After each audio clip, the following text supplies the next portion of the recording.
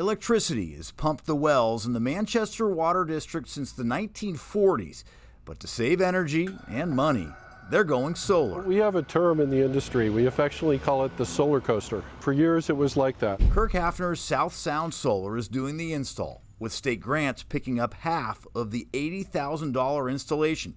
Hafner says most of his customers do rely on some form of tax break. Or whether it's for meeting an incentive, or whether in this case there was a potential drop and they were going to leave, maybe a few hundred or even a few $1,000s on the table. But those incentives routinely change year to year, and threats of them ending next year created a 6-month waiting list for Hafner's installations.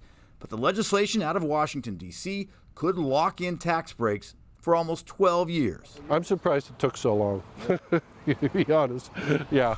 He says it would boost an already booming business. According to Washington State University's energy program, between July of 2020 and January of 2022, the number of buildings with solar power in the state jumped 32% in just a year and a half.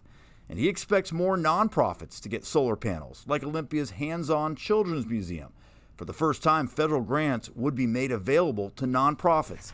Hafner says he's glad Congress appears to have found something everyone can agree on. Solar's always had good support from both sides of the aisles, because whether you're talking about jobs or the environment or domestic manufacturing or other factors as well, they can agree that this is good for the economy and good for the environment.